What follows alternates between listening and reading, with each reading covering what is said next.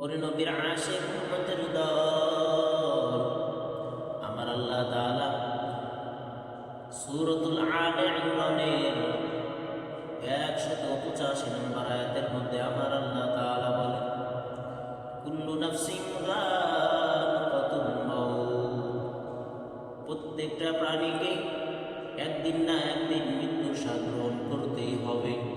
এই দুনিয়ায় চিরজীবন থাকা যাবে না। এই দুনিয়ার মধ্যে একবার যারা এসেছে তারা চলে যাবে, আর যারা চলে গেছে তারা এই দুনিয়াতে আর কোনোদিন আসবে না।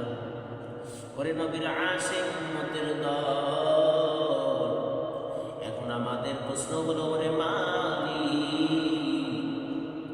এই দুনিয়ার মধ্যে যেহেতু আমরা চিরজীবন থাকতে পারবো না, কেন তাহলে আমাদের দুনিয়ার মধ্যে পাঠাইলি?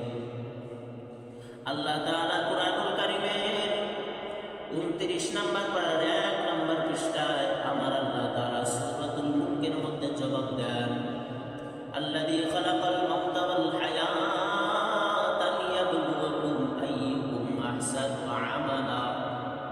আল্লাহ তাআলা বলেন, আহসানু আমালা, দুনিয়ার মধ্যে আমি তোমাদেরকে পাঠিয়েছি একমাত্র কাজ কর্ম করে উপার্জন করে আনো।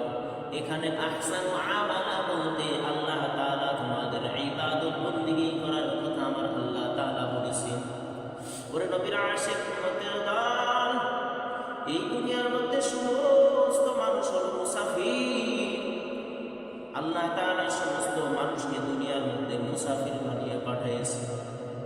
ওরে নবীর আশিক উম্মতের দল, এই দুনিয়ায় চিরজীবন আমিও থাকবো না, আপনিও থাকবেন না। কি আমল করলেন এই 40-50 বছর হায়াত পাইয়া? আল্লাহ তাআলার দিকে কতটুকু আগায় আছেন, আর মালিককে ভুলিয়া কতটুকু পিছিয়ে আছেন? ওরে নবীর আশিক উম্মতের দল, এই দুনিয়াটা